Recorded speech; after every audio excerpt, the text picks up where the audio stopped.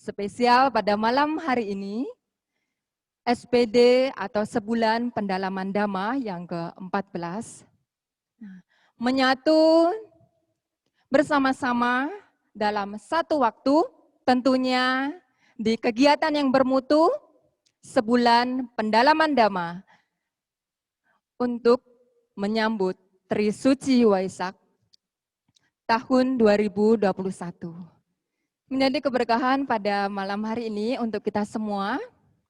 Kita dapat melakukan kebajikan meski dalam berbagai bentuk keterbatasan.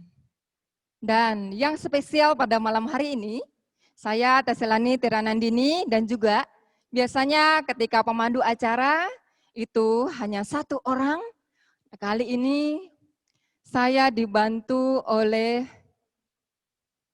Ramo Trimo dari Wihara Dhamma Cakra Tanjung Selor. Ya, di sini Selamat malam, dibantu oleh Ramo Trimo. Dan pada malam hari ini untuk menyambut kehadiran narasumber yang sangat luar biasa, marilah kita merangkapkan kedua telapak tangan untuk menyambut Bante Dhammasubhu Mahatera. Selamat malam Bante. Selamat malam. Pripun kabare Bante? Sehat. Jadi harus mengucapkan salam. Salam itu artinya damai. Makanya banyak salam. Salam pribadi, Sugeng Rawo, Sugeng Tindak, dan seterusnya. Sugeng Kundur, dan seterusnya. Salam makan, selamat makan. Selamat pagi, siang, sore, malam. Ada salam kebangsaan. Bangsa Indonesia ini punya salam, yaitu merdeka. Tapi ini banyak lagi yang sudah tidak nyambut. Saya malah khawatir jangan-jangan sudah tidak Indonesia orang-orang ini. Padahal kita itu punya salam kebangsaan. Tapi yang umum malah salam agama-agama. Kelihatannya meriah, tapi Indonesianya tidak kelihatan. Jadi kelihatan agama-agamanya. Nah, gitu. Makanya salam saya adalah salam kebangsaan, yaitu merdeka. Merdeka Bante. Dong ini tangannya. Oh, okay. Merdeka. Nah, gitu. Selain salam kebangsaan, itu juga saat sekarang ini ada salam sehat. Apa salam sehat sekarang ini adalah salam sehat. Imun, iman, amin, aman. Itu salam sehat. Kemudian salam Pancasila. 5 begini, begini. Lurus, tegak, tidak boleh begini, tidak boleh bengkok. Salam Pancasila. Nah, ini begini. Nah, Zoomer ini juga punya salam. Salam Sumer itu adalah salam Pasisoma. Apa itu? Pa, pagi, si, siang, so, sore, ma, itu malam. Jadi salam Sumer itu salam Pasisoma. Selamat pagi, selamat siang, selamat sore, selamat malam. Ini salam Sumer. Jadi saya sehat. Terima kasih. Oke. Nah, Ibu Bapak Saudara, itu disapa oleh Bante Dhammasubhu dengan berbagai jenis salam. Ya. Nah, kalau sudah bertemu dengan Bante Dhammasubhu, itu sampingnya itu seperti eyang kakung atau kakek. Nah, karena pada masa-masa kecil sering bertemu atau bercengkerama dengan kakek atau eyang kakung. Kemudian ada satu kalimat yang sampai sekarang belum terjelaskan benar-benar secara jelas. Pesan-pesan beliau, ada satu kalimat, nah ini menggunakan bahasa Jawa atau bahasa Jawanya, Nduk, dadi wong kuwi dadiya uwong. Uwong kuwi dadiya uwong. Nah, ini filosofi yang sangat menurut pribadi saya, nah itu sangat-sangat belum terjawabkan atau terjelaskan yang begitu sangat jelas. Karena pada saat itu setelah bertanya kepada kakek atau yang kakung, nah, itu tidak terjawabkan juga karena sudah masanya berakhir atau kontraknya sudah selesai. Nah ini mohon penjelasan atau konfirmasi dari Bante perihal tentang sabda dari orang Jawa. Nah, kalau di dalam bahasa Indonesia kan, uwong itu adalah orang atau manusia. Nah, jadilah manusia. Padahal ketika saya tanyakan, loh kok kan kita sekarang sudah jadi orang. Nah, jadi setelah itu sudah selesai. Jadi mohon Bante pencerahan, petunjuk, dan penjelasannya. Monggo Bante. Wah, ini belum apa-apa sudah diuji kayak sidang skripsi aja ini. Boten Bante. Lah ini dosen-dosen ahli ilmuwan Buddhis ini. Ini Pak Trimo juga sarjana agama Buddha. Sila Tira juga sarjana agama Buddha. Lah saya ini cuma Bante Sarjawa. Wah, ilmunan orang nyanda ini. Belum apa-apa pertanyaannya sudah begitu hebat. Apa itu manusia? Manusia itu ada beberapa noise kata-kata. Ada manusia. Ada manungso. Lalu ada orang. Orang, manusia, menungso, wong. Ini sinonim. Hanya karena sebuah kata ini biasanya diucapkan di tempat yang berbeda, itu mengalami perubahan noise atau dialektika lokal. Seperti kalau di Jawa itu serba o, kemudian di Bali jadi o, gitu misalnya. Karena itu kalau di Jawa to, nah di Bali jadi to, gitu. Makanya kalau soto Bali enak, tapi kalau soto Jawa merempul. Kalau soto Bali dia soto ngono kuwi, soto Makassar atau soto Betawi, soto Lamongan, soto Madura itu soto. Nah, tapi lidah Bali mengucapkan soto. Nah, sedangkan soto Jawa itu ini bogem ini namanya di soto. Makanya kalau soto Bali enak, tapi soto Jawa rempul gitu, bikin bonyok. Nah, sekarang apa itu uang? Uang, wit, watu itu sama. Jadi dunia ini isinya di mana-mana ya uang, ya wit, ya watu. Saya sudah keliling dunia, sampai di Timur Tengah pun di padang pasir, gurun pasir hanya ono uang, ono watu, di mana-mana watu, tapi kurang sedikit, hanya ada sedikit wit. Nah, kita kebetulan di tropis ini ganep, ada uang, ono wit, ono watu. Lah, wit, watu, karo uang itu apa hubungannya? Wit itu adalah pohon yang punya unsur hidup. Nah, watu itu apa? Watu itu benda yang bulat.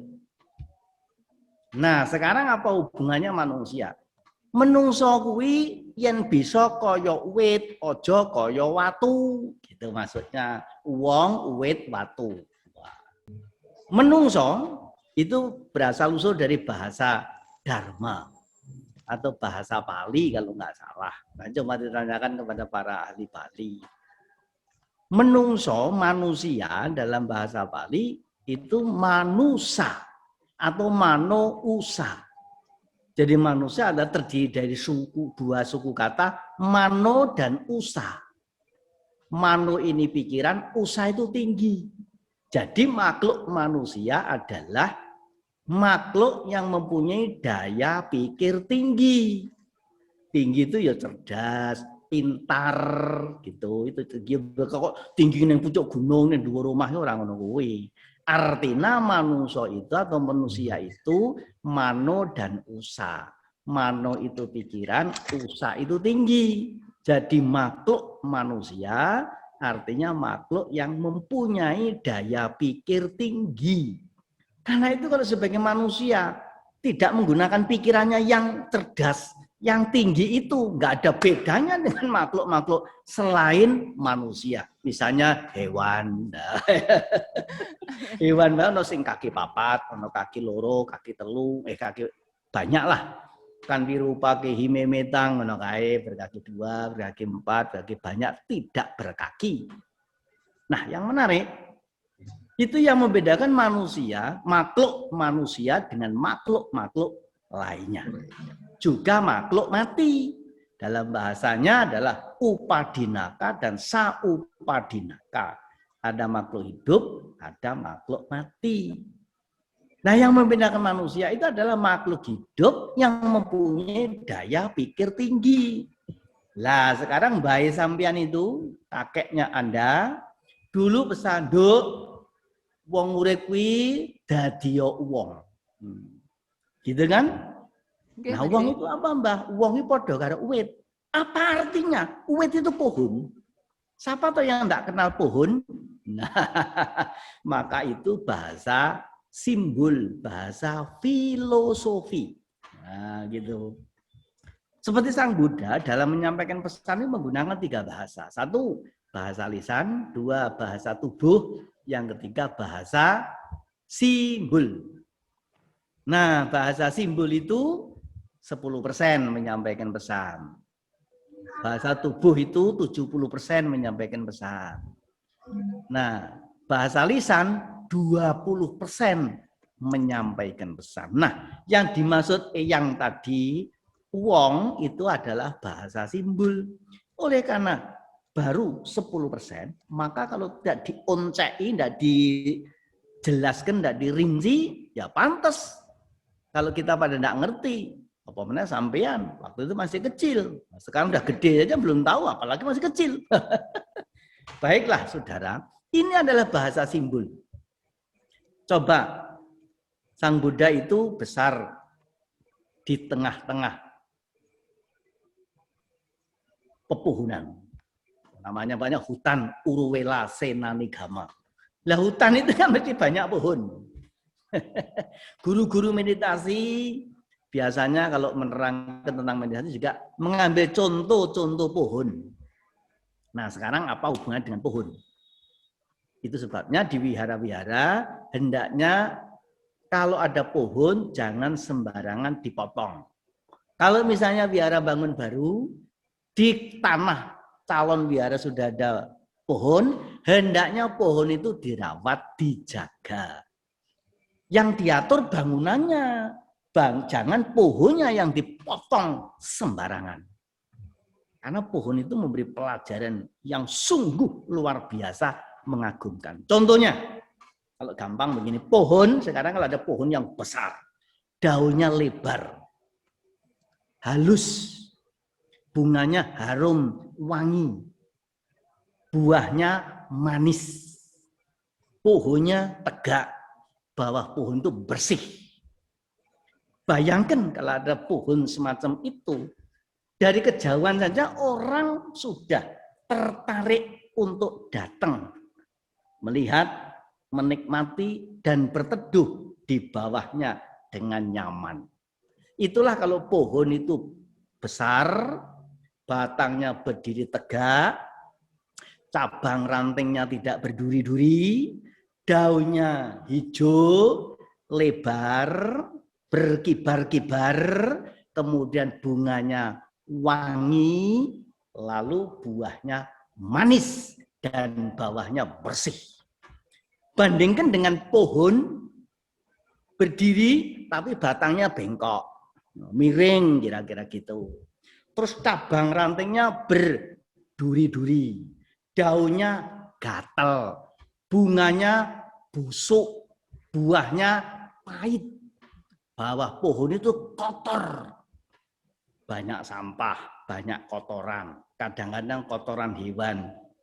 Nah, sekarang orang hidup itu seperti uang, seperti uang. Kalau orang itu hidup berdiri tegak, lurus, prinsip tegas, tapi sikap tidak keras. Batangnya tegak. Kemudian cabang rantingnya tidak berduri-duri. Orang kalau cabang rantingnya, safety netnya, jaringannya, banyak sahabat, banyak kawan, daunnya lebar, dia berkibar-kibar, hadir di mana-mana, kemudian baunya juga harum, artinya image-nya orang itu terpuji, tidak tercela, buahnya juga manis, buah pikirannya manis, omongannya enak didengar. Tidak hanya nyinyir, nyerotos di medsos. Apalagi wis orang bantu ganggu aja. Wah itu seperti buah yang pahit, nyetin, mendemi, bikin mabuk. Nah gitu. Lalu bawahnya itu kotor. Bayangkan kalau orang hidupnya di tengah-tengah kekotoran. Kotornya hidup itu apa? 3. Catat sosial, catat moral, catat spiritual. Catat sosial itu apa? Utang orang bayar. Lunas. Pinjem tidak mengembalikan kepada pemiliknya. Janji-janji tidak ditepati. Itulah cacat moral. Sama dengan di bawah kehidupan orang itu penuh dengan sampah-sampah dan duri muda. Jadi Nduk, kalau tadi atau Mbah dulu itu pesen, Nduk, sesuk uripmu itu dadi uang. Lah padahal sekarang juga orang. Tapi bukan sekadar orangnya, tapi nilainya, ilmunya, kualitasnya, itulah orang. Nek uang ki padha wae kok. Ya asale bumi geni banyu, badan itu ya dari unsur tanah, unsur air, unsur api, unsur angin sama. Badannya saya, badannya Pak Trimo, Mbok Trimo, Lek Trimo, kae sapa-sapa kuwi sing ning kono-kono kuwi padha. Sang Buddha pun juga begitu sama. Enggak peduli orang barat, orang timur, orang terpelajar apa kurang ajar, jutawan apa kerewan, sama bahan bakunya itu unsur tanah, air, api, angin. Tapi yang beda itu adalah kualitasnya. Yang beda nilainya, yang beda pengetahuannya. Nah, jadi kalau kita bisa menjadi pohon yang besar, bersih, tegak, berdaun lebar, berkibar-kibar, berbunga harum, berbuah manis. Itulah manusia yang bisa menjadi pengayom dan pengayom.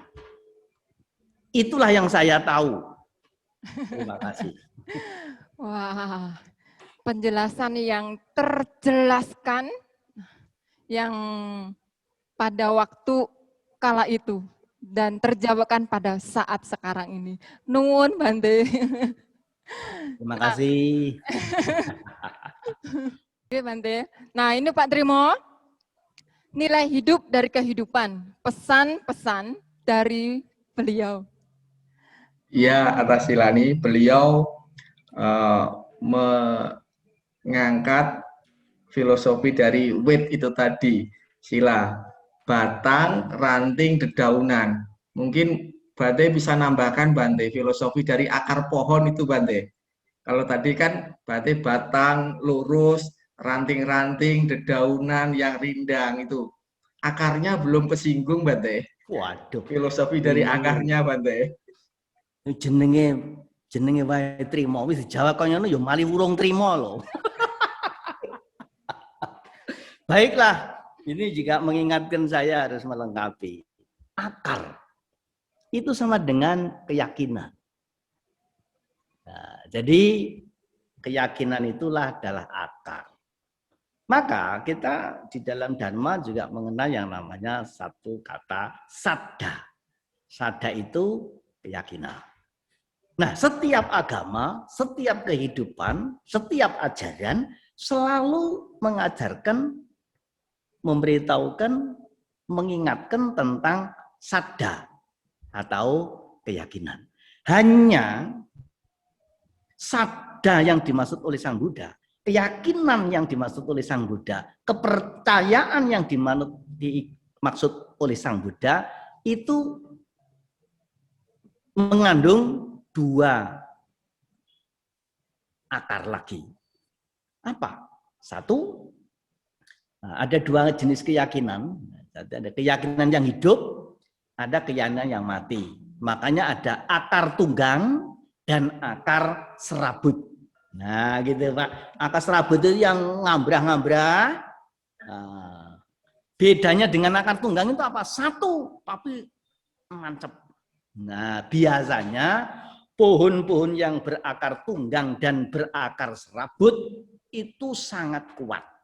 Tetapi kalau cuma berakar serabut saja tanpa akar tunggang, sama lemahnya dengan hanya punya akar tunggang tetapi tidak punya akar serabut.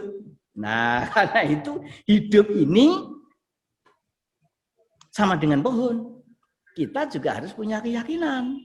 Dan keyakinan yang kokoh kuat itu kalau dua jenis keyakinan itu bersamaan. Apa itu? Keyakinan yang hidup dengan keyakinan yang mati. Apa bedanya keyakinan hidup dan mati? Keyakinan yang mati itu asal yakin, hakul yakin. Asal percaya tok. Gitu Pak. Lah bedanya dengan keyakinan yang hidup itu mempunyai tiga alasan. Satu, tahu, mengerti, dan mengalami. Maka kalau saja kita sudah tahu, mengerti, dan mengalami keyakinan ini Pak, tidak akan mudah putus berhenti di tengah perjalanan. Contohnya apa? Sekarang kalau diberitahu, ini loh gula pasir, gula kristal. Yang umum, gula pasir warnanya ya putih, jenis kristal ya memang keras, mengkristal, lalu berbutir-butir. Tetapi cuma diperlihatkan dalam satu toples. Nah kalau kita cuma percaya begitu saja, kita bisa tertipu loh Pak. Sama rupanya, sama warnanya. Tapi setelah dicicipi, loh rasanya kok pahit. Katanya gula. Padahal gula itu kapanpun ya manis. Tapi begitu dicicipi, loh kok pahit. Nah berarti bukan gula. Lalu apa Bante? Kalau enggak pupuk urea, ya garam Inggris. Nah kira-kira begitu. Nah karena itu, kalau kita butuh keyakinan yang tidak akan luntur lagi, selain tahu, harus mengerti dan menjadi, artinya mencicipi. Tahu itu gula pasir. Mengerti gula itu rasanya manis. Lalu kita cicipi. Oh ternyata benar. Ini gula pasir. Butir-butir, mengkristal, warna putih, rasanya manis. Tahu, mengerti, menjadi. Air juga begitu. Banyak air loh. Gitu kan. Lalu ini dibilang ini air hidrogen. Alatnya saja harganya puluhan juta. Atau air apalah. Pokoknya air yang dipromosikan dengan hebat itu. Tapi harus kita cicipi loh.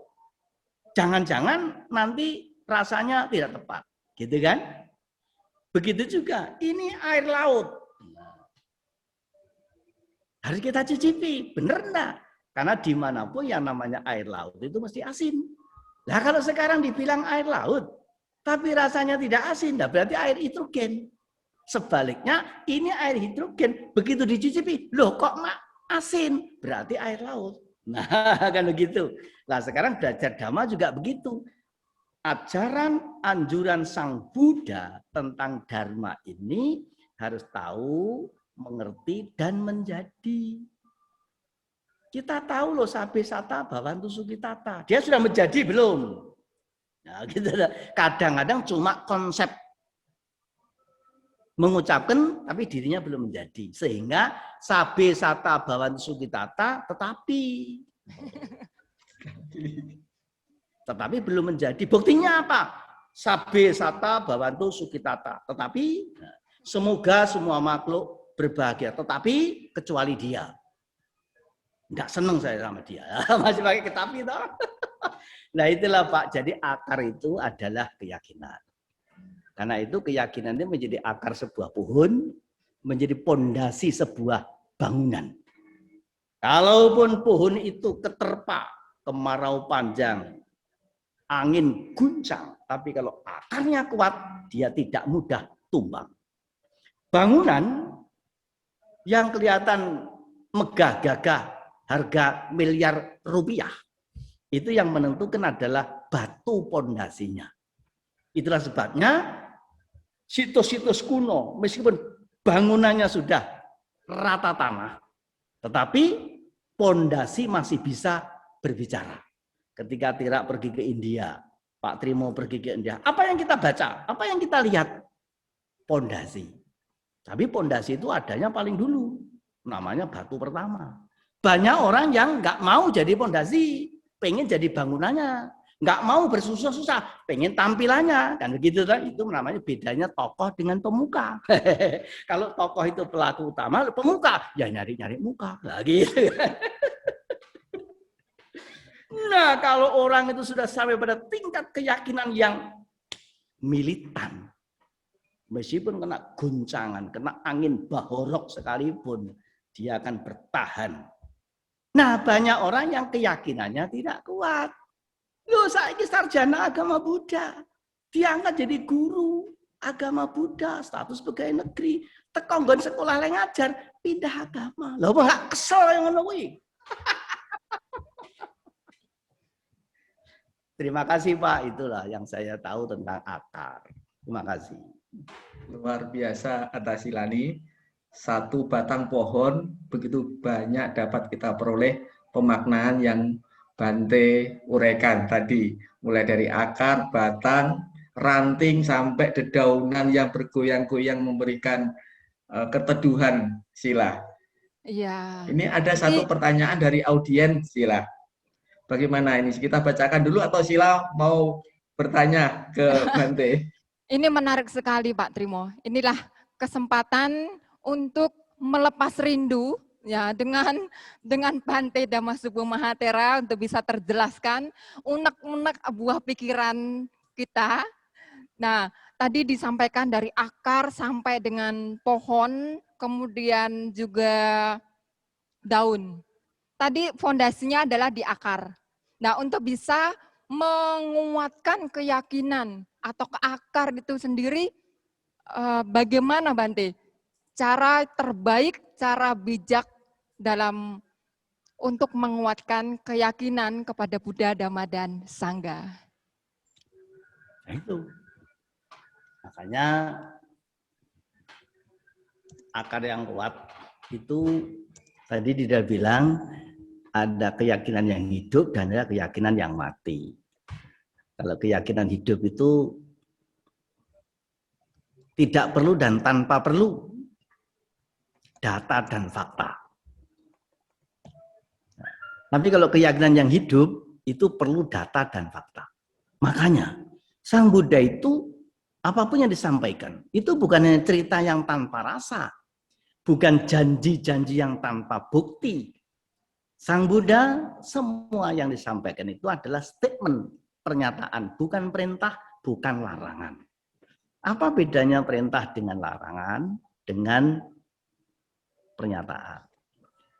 Perintah larangan itu sering hanya berlaku untuk orang lain. Gitu. Misalnya, jangan pergi. Nanti saya yang pergi. Nah, gitu kan? Itu untuk orang lain. Anak-anak dilarang merokok. Nah, kalau bapak boleh. Nah, gitu kan? Itu namanya larangan. Tetapi Sang Buddha kan tidak menggunakan kata jangan. Apapun yang disampaikan Sang Buddha itu bentuknya pernyataan. Diawali dengan kata tidak. Tidak melakukan kejahatan. Oh, itu kan. Sebelum Sang Buddha menyampaikan kepada orang, Sang Buddha sudah lebih dulu.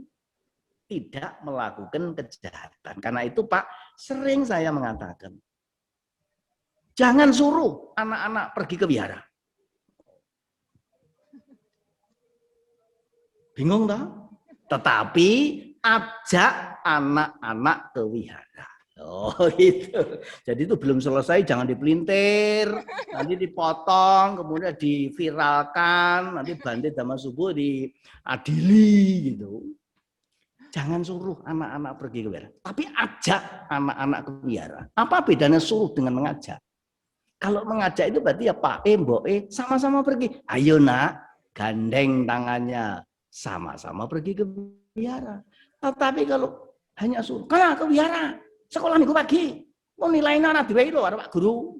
Itu kan cuma aja. Lah Pak, engkau Pak nah wis kober. Nah, gitu. Dan kadang-kadang begitu yang ngomong cuma nyuruh.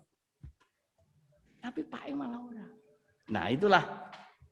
Jadi untuk menguatkan keyakinan itu ya tidak ada cara lain.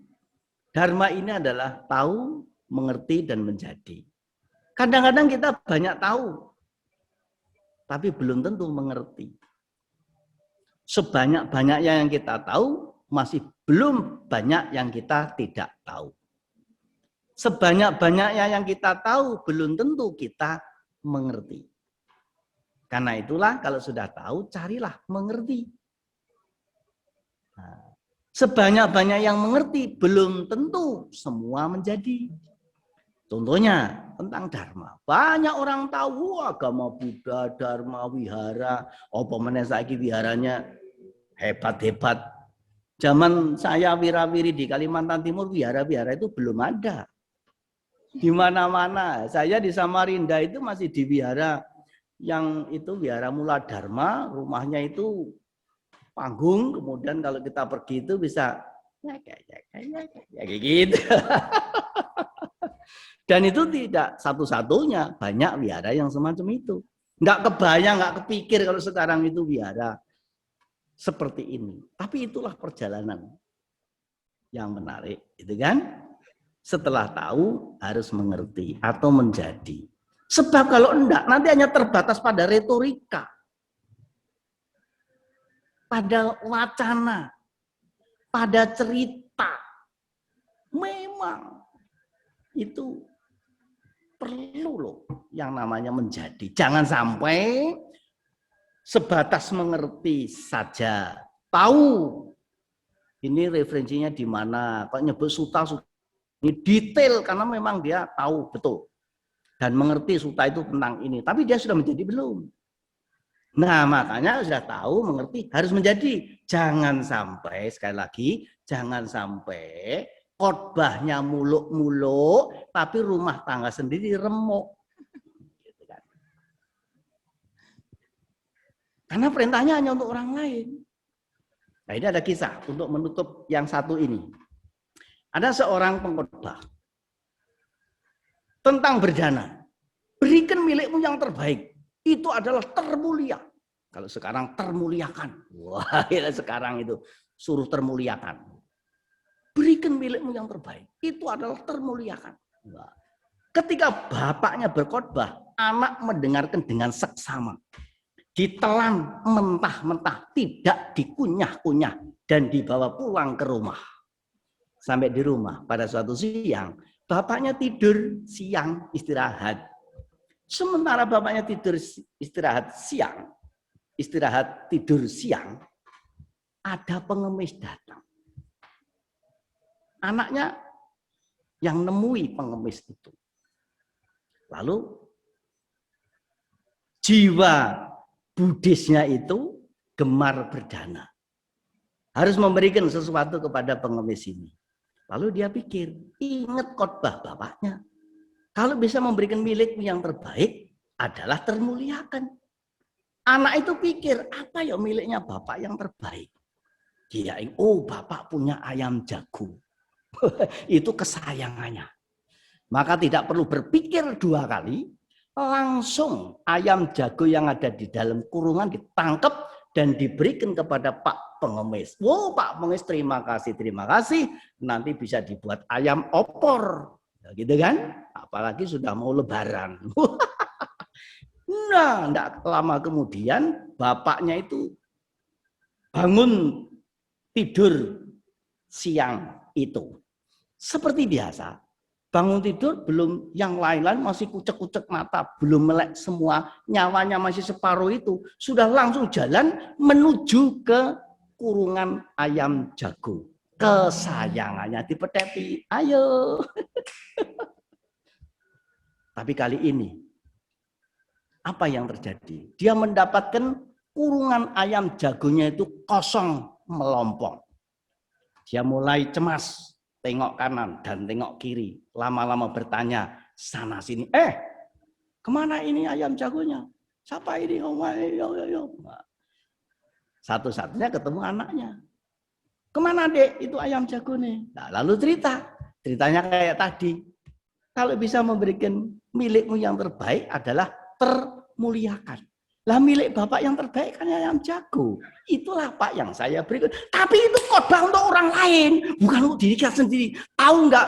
Itu hari-hari ngomong dana, sana sini dana, khotbah yo dana, wes opo saja tentang dana. Tapi cuma wacana, dirinya belum menjadi. Nah itulah yang menguatkan akarnya adalah tahu, mengerti, dan menjadi. Terima kasih, itu yang saya tahu. Nah, luar biasa Pak Trimo. Nah tadi salah satunya adalah mengajak anggota keluarga untuk ke wihara Pak Trimo. Nah tadi istri dan juga anaknya sudah diajak belum Pak? Kalau Kanya sering kami ajak setiap jadwal puja bakti selalu ke wihara lah Sila. Ya masa pandemi ini sekolah minggu online juga Kanya kami arahkan termasuk anak-anak sekolah minggu di sini Sila. Mengajak atau disuruh Pak Trimo? Biasanya kecenderungan mengajak seperti petunjuk Bante. Ya mantap. Karena Pak anak Trimo. sekarang ini harus contoh Sila. Ya Bante ya harus contoh. Cocok ya Pak? Iya, karena Iya. itulah Sang Buddha itu kan menyampaikan penyataan, menyampaikan data dan fakta, bukan hanya cerita yang tanpa rasa, bukan janji yang tanpa bukti. Tanamkan kepada anak-anak kita. Kalaupun sekarang ini kita harus beragama, cari agama yang berbicara data dan fakta. Tidak hanya cerita tanpa rasa, bukan hanya janji tanpa bukti. Dan kalau itu mau jujur, agama apa? Ya agama yang disampaikan oleh Sang Buddha. Karena Sang Buddha itu berbicara data dan fakta. Sang Buddha menyatakan tidak melakukan kejahatan. Betul tak? Sang Buddha dengar melakukan kejahatan? Kan tidak ada. Sejarah mencatat. Apa yang dicatat oleh sejarah? Sejarah mencatat.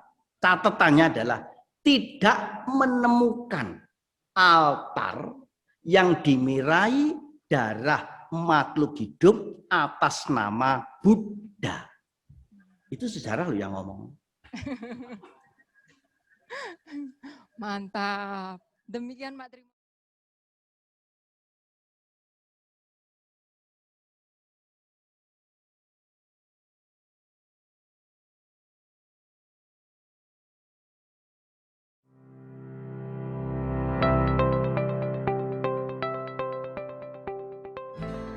Sotihotu, halo teman-teman, masih bingung memilih sekolah? Ayo sekolah bersama kami di PAUD Mita School Balikpapan. Mita School, sekolah yang dinamis dan adaptif. Penerapan sistem pembentukan budi pekerti berlandaskan ajaran Buddha. Bahasa Mandarin, bahasa Inggris, bahasa Indonesia, dan belajarnya juga semi-Montessori. Selain akademis, ada pula etika dan estetika berakhlak mulia. Guru menggunakan seni mendidik loving kindness agar menjadi pribadi yang santun, tangkas, terampil secara individu dan sosial. Fasilitasnya 1. Kelas kecil diantaranya kelas playgroup atau KB dan kelas TK. Yang kedua, full AC. Yang ketiga, CCTV di setiap sudut ruangan. Dan yang keempat, kegiatan pembelajaran yang menyenangkan. Tunggu apa lagi? Yuk daftar di Mita School!